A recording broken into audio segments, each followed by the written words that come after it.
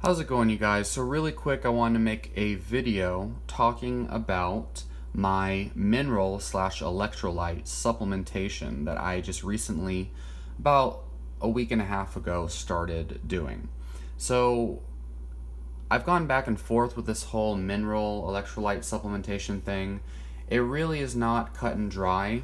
I think everybody should start with the basic general consensus on mineral supplementation depending on what your purpose is and experiment from there. You know, if you're on a keto diet, you should follow the recommendations from the leading experts and actually measure your electrolytes. Don't be those people who just eyeball salt and think you're getting enough. But if you're not following keto, then it just depends on your intention. So for me, I take bone meal to supplement calcium because calcium is extremely important, not only for preventing bone loss, because if you don't get enough calcium in your diet, your body will actually strip calcium from the bone to compensate for blood calcium levels that are low. And so you're never going to see on a blood test that you have low calcium because the body is constantly making up for any losses of blood calcium by stripping away at bone. But the thing is, you don't want to lose bone in order to compensate for calcium deficiency when you can simply take bone meal. And many anthropologists believe that bone meal was actually the original human calcium source.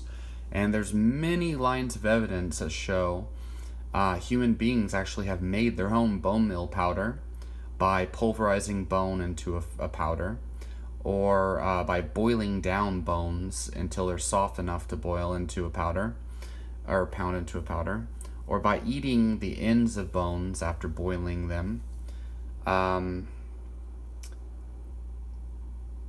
So there's, obviously you can eat sardines with the bones, but I mean, I got this powder for about $10 for about 160 servings.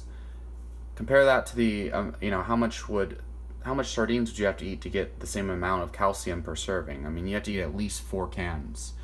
And you have to times that by 160. I mean, that's expensive as hell.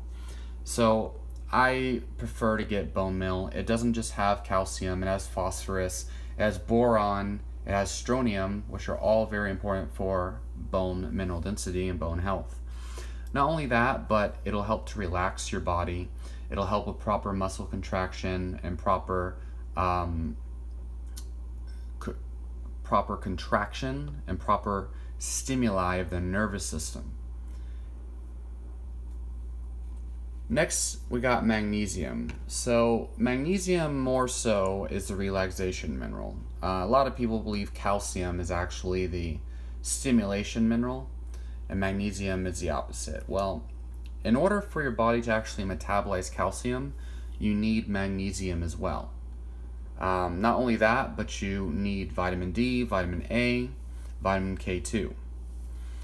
And so you can get those through liver, you can get those through egg yolks, but with vitamin K2 specifically, I recommend a vitamin K2 supplement, particularly MK4, okay? In combination with a good cod liver oil supplement. Just take a small dose though. People tend to have problems when they take high doses for too long. And the cod liver oil will give you vitamin D, vitamin A, maybe vitamin E, and good omega-3, EPA, and DHA. So I take this magnesium carbonate. It is about 400 milligrams, and I take about 1 serving every night. Sometimes I mix it up, along with about half a teaspoon of bone meal, which gives me probably about 400 milligrams of calcium and about 400 milligrams of magnesium. And I take this mostly to help relax me, help me fall asleep easier, and because I just feel so much healthier when I supplement with minerals. Now, lately, I've actually been adding about 1/4 of a teaspoon of pure potassium citrate, and that gives me about 700 milligrams of potassium. And And I also have added about 1/4 of a teaspoon of red mineral salt. And I actually really like this salt much better than the Himalayan salt. I just feel better on it.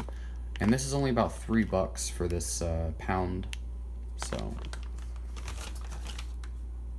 and yeah, so 1 scoop of this, it's about 400 milligrams. 1/2 teaspoon of this, it's about 400 milligrams. And about 700 milligrams of potassium.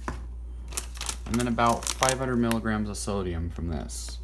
And I take this before bed, and I notice that I feel so much more relaxed. Sleep is easier, sleep is deeper. Now, of course, as long as I stay keto, I don't really have too much problem sleeping at all. In fact, my sleep has definitely improved without supplements. But I find that I get a lot better sleep no matter what I'm doing when I do this. And I think a lot of people who have insomnia, if they just take magnesium and maybe a little bit of calcium, a little bit of potassium, a little bit of sodium, but a lot of magnesium, I think that most people's sleep problems will go away. Side note on this one, I mean, magnesium citrate is good, the magnesium carbonate is good, magnesium taurate I haven't actually tried yet, but I hear that one's great, and I've seen a lot of great research on it. Magnesium glycinate, everyone says is amazing, but I have like half a bottle that I stopped taking because if I take over 100 milligrams, I start to basically shit myself the next day, which is weird because most people say that that's magnesium citrate, but I actually feel that problem on the glycinate. I also magnesium sulfate, which is Epsom salts. I was actually using that for a while, inspired by the snake diet. The reason why is because it's a really cheap. It's like $1 a pound for magnesium sulfate Epsom salts, but I felt like it messes with your stomach, more specifically your stomach acid, and that's not something I want to mess with. And I just felt like I was probably contributing towards future sickness. And I figure there's a reason why most people don't supplement with magnesium sulfate, because it's so much cheaper. You would expect more people to use that instead of this magnesium powder, carbonate. But anyway, pay $10 for this. Walmart supplements are actually pretty good. I've seen labdoor.com and Consumer Reports have done many third-party testing on many of their supplements, and they're actually some of the highest quality, believe it or not. And for the price, it's pretty hard to believe.